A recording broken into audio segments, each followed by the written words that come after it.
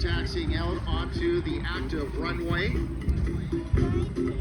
They're just going to backtrack just a little bit there and then get turned around, and they'll be launching off of runway 15.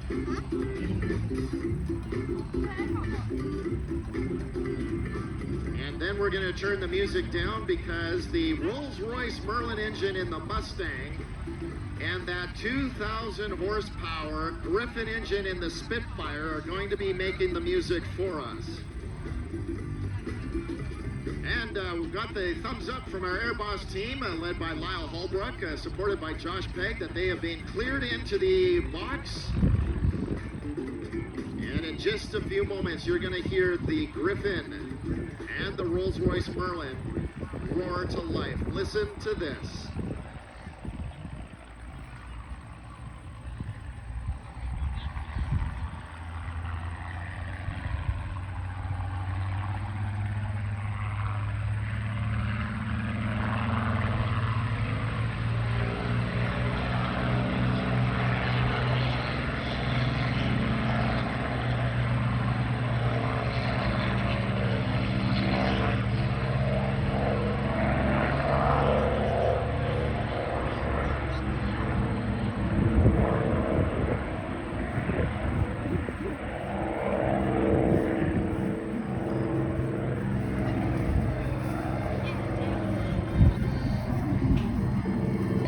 Airplanes belonging to Pete and Annie Timmermans, the Timmermans Legends of Flight.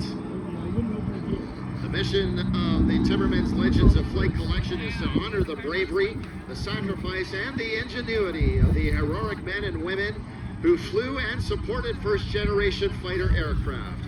They're dedicated to preserving and showcasing these historic relics, educating future generations about the significance of this era, and ensuring that the various stories associated with these iconic planes lives on. For Annie and Peter Timmermans, Timmermans Legends of Flight is more than just a testament to their love for aviation. It's a tribute to the enduring spirit of human ingenuity and perseverance, a legacy they hope will soar for generations to come. And supporting the Timmermans and keeping these aircraft flying is Stampede Aviation, founded back in 2012 by Mackenzie Klein. All right, look behind and high above, here comes. In the lead, the Supermarine Spitfire and the P-51D Mustang.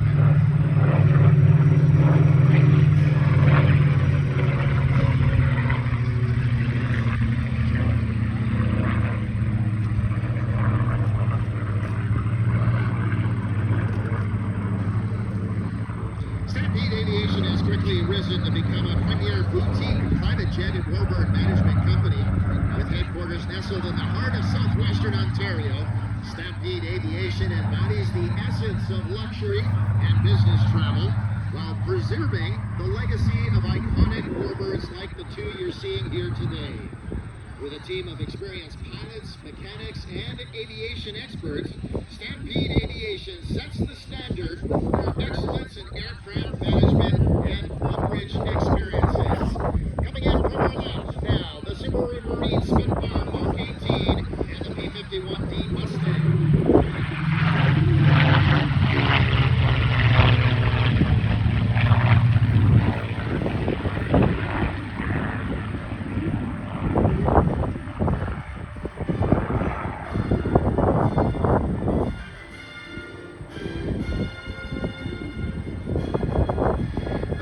Armstrong Spitfire 18, and that is the airplane in the lead of our formation here today, is powered by the Rolls-Royce Griffin 65 engine that generates just over 2,000 horsepower. If you've had the opportunity to see other Spitfires flying, they used to have the Rolls-Royce Merlin engine just like the P-51D Mustang, but because this is a much later model of the Spitfire, they did upgrade it to the more powerful Griffin 65 engine, gave the aircraft a top speed of 448 miles per hour. Here in Canada, that works out to about 720 kilometers an hour.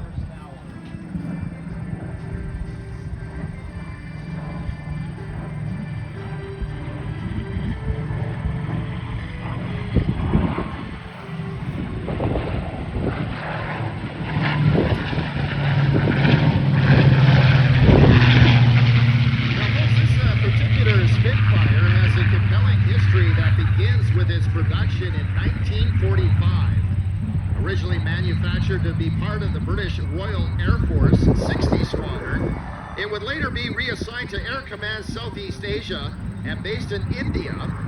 The remaining members of 60 Squadron have adorned the rear fuselage with signatures, and notably among these signatures is that of Jeffrey Quill, Supermarine's chief test pilot from 1936 to 1947. Quill's contributions to the development and success of the Spitfire underscore its significance in aviation history.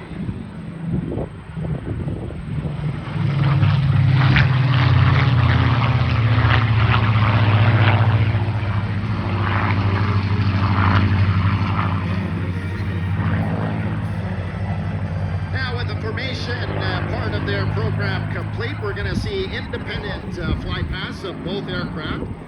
And if they follow what they did on practice day, we'll start with the Supermarine Spitfire, giving me more opportunity to tell you a little bit more of the story behind this incredible airplane.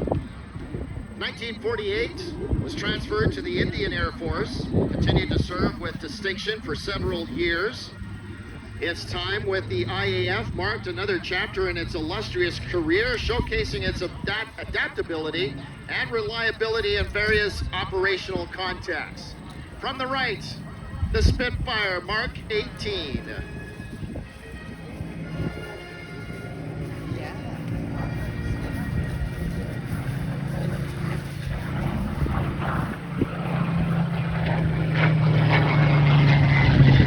Commissioning this aircraft embarked on a new journey of restoration and preservation. A significant endeavor commenced in the United States and concluded in the United Kingdom, where dedicated individuals and organizations worked tirelessly to restore the aircraft to its former glory. On July 5th, 1992, this airplane made its historic flight after decades of restoration efforts, symbolizing its resilience and the dedication of those involved in its preservation.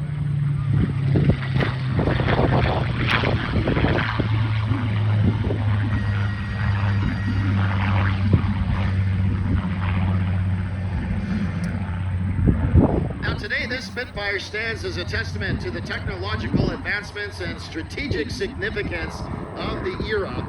Its remarkable journey from the battlefields of World War II to the restoration hangars and skies of the modern age encapsulates a legacy of valor, innovation, and perseverance.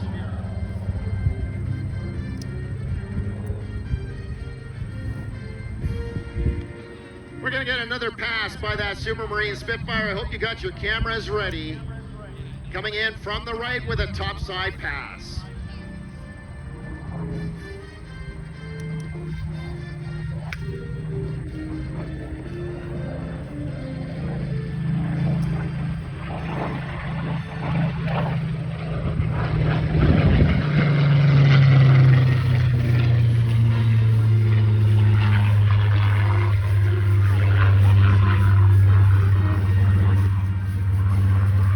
What did you think of the Spitfire, folks? You ready for the Mustang? I sure hope so, because he's coming in from the right in another high-speed topside pass.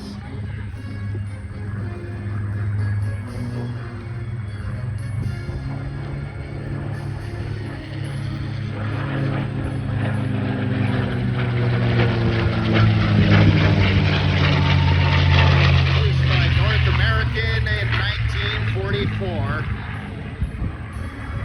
Another example of ingenuity in a time where aircraft needed to be manufactured and designed in a very short period of time.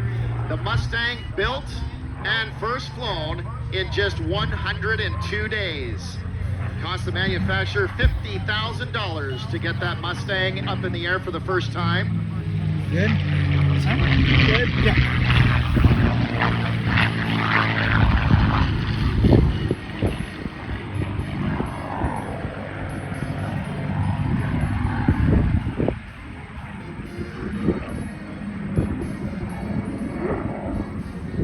This particular airframe was assembled in Inglewood, California.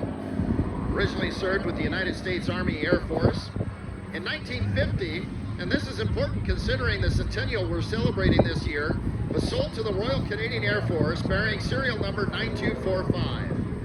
In 1951, the aircraft was transferred to 416 Squadron and assigned to RCAF Station, Uplands, Ontario.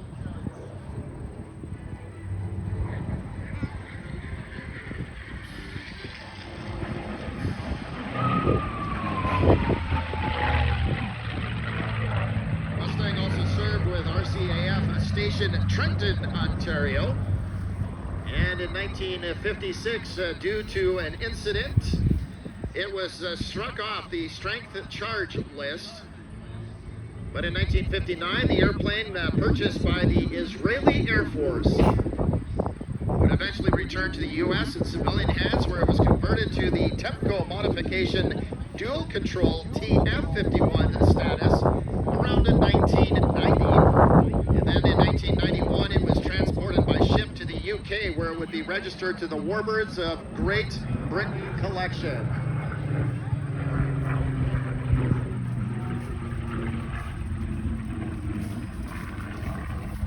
Nickname of our Mustang was Double Trouble 2, acquired in August of 2020 in Baden, Germany by its new owner, Peter Timmermans. It was actually crated and shipped by sea to Florida, where it underwent an extensive restoration at Stallion 51 maintenance operations, and it arrived late in the summer of 2021, piloted by Mackenzie Klein of Port Stanley, Ontario.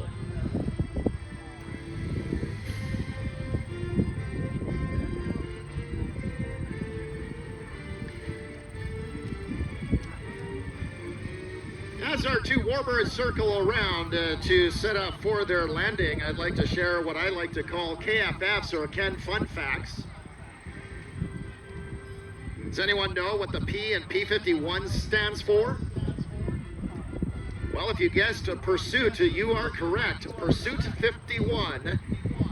In the late 1940s, the designation was changed to F-51, or Fighter 51. This Mustang is the D model, probably the most popular of the Mustangs and most produced. A couple of the distinctive features of the D model, of course, the big bubble canopy that gave the pilot on board the aircraft almost a near 360-degree view around the airplane. The D model was also the one that received the Rolls-Royce Merlin engine, and it was the Rolls-Royce Merlin that changed the tides as far as the Mustang was concerned. B-17 bomber crews knew the P-51 as the little friends as they escorted these bombers across the English Channel to bomb German targets all across Western Europe. Mustang pilots shot down a total of over 4,900 aircraft during World War II. Last Mustang retired from the United States Air Force in 1978, but it continued to serve until 1984 with the Dominican Republic Air Force. Here's another useless KFF that you can use to entertain your dinner guests. The Mustang used a laminar flow airfoil that was inspired by the shape of a lake trout.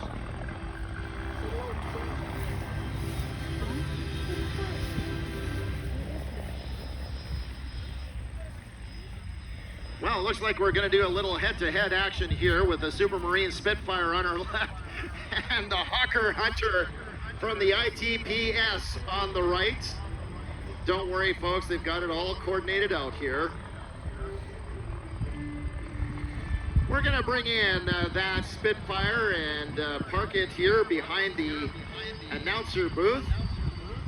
And I think this is a good time for us to give a big round of applause to the Timmermans Collection, supported by Stampede Aviation and the P-51 Mustang and the Supermarine Spitfire.